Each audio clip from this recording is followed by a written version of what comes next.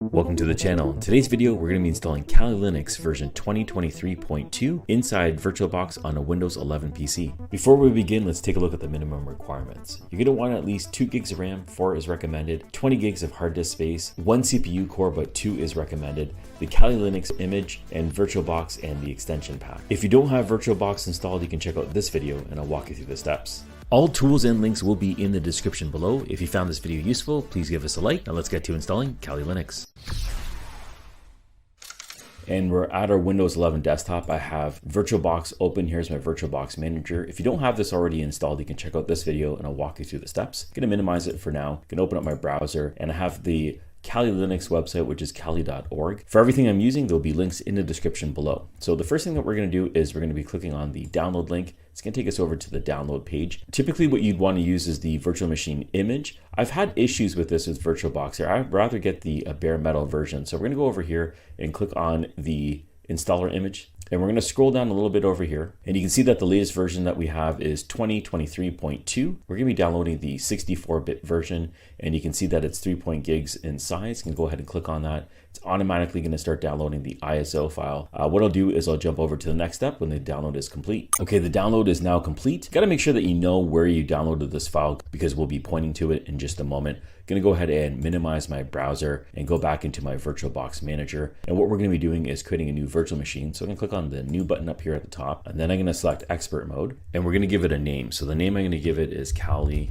Linux 2023.2. I'm fine with it leaving it in the default folder. If you want to put it in a specific folder because of space issues, you can select that right here. And now we're going to be selecting the ISO image file. I'm going to click on the other, and I have mine downloaded in my downloads folder. So here it is. You go ahead and select that and then click on open. In this list, we're going to be selecting Debian 64 because that's what it's based off of. And then we'll be leaving unintended install as is. We're going to select the hardware section. And this is where you can set the amount of RAM that you're dedicating and the processors that you're dedicating to this installation. So right now it's at 2 gigs of RAM and it has 1 CPU core. It will run with this. But if you want to beef it up a bit, you can increase the amount of RAM. You can also add more CPU cores, just as long as you stay within the green section. So I'm just doubling up my CPU cores and RAM. That's good to go. Then we have hard disks. So I'm going to select this. And if you want to change the location where it's going to store this file, you can select that right over here by clicking on this folder. Now you can allocate more disk space or less disk space. 20 gigs is more than enough. And that's pretty much it for this area. We can go ahead and click on finish. Now we can select the virtual machine over here on the left-hand side. And if you want to do any modifications to any of the system specs, you can click on the settings button. And then you can go through the settings and change anything specific, like display if you want to add more virtual memory. I can max that out to 128. And that's pretty much the only thing I modify, but again, you can increase the RAM or processor cores if you would like to. So I'll be leaving everything as is over here. I'm going to click on OK. And now we're ready to install the operating system. So we're going to go ahead and select that and click on Start. And it's going to boot up the virtual machine.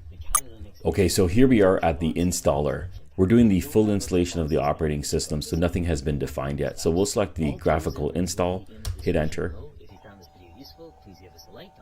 And now it's going to take us through the installation wizard. So you can select the language that you want here, then click on continue.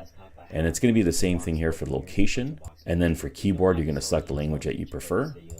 Okay, so now we're at configure the network. We have the host name already entered in as Kali. Go ahead and click on continue. And then the domain name we can leave as blank. And now we're going to be typing in a full name. You can put in whatever name you want and then click on continue. It automatically assigns the same name for your username. And now you have to enter in a password. Once you have your password in, you can click on continue.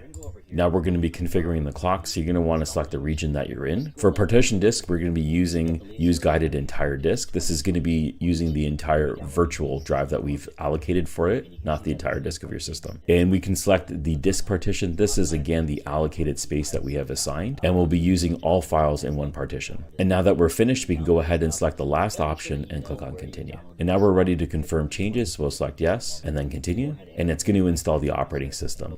This step might take a couple minutes. I'll jump over to the next step. And now we're at the software selection. I'm going to be using all the default options here. If you want to add anything more or remove any of them, you can go ahead at this point. Other than that, you can click on continue. And now we're going to be installing the Grub bootloader. We'll click on continue. And we want to select our drive and then click on continue. Okay, the installation is now complete. We can go ahead and click on continue. This is going to reboot and we'll get back to the login screen. And here we're at the login screen, and go ahead and type in my username and password. The username and password is the one that you assigned during the installation. Once you have that entered, you can go ahead and click on login. Okay, the virtual machine is up and running. If we want to go to full screen, we can just go up here to the menu, to view, and then go into full screen mode, and then switch here. And it's going to take over the entire screen, and there we have it. And here we are at the desktop of Kali Linux 2023.2 inside Virtualbox. All the pre-installed applications are already right here listed inside the menu. You can go ahead and start using it as you would. If you're looking for the virtual machine install, I'll make sure I link that in the description below. You can use that simple to use process if you're finding this one a little bit more difficult or complicated. If you have any questions, you can go ahead and put them in the comments below. Once again, thank you for your support. Thank you for watching, and I'll catch you on the next one. Now we can select the virtual machine over here from the inside. If you want to do any modifications, any of the settings, and then you can go through the settings.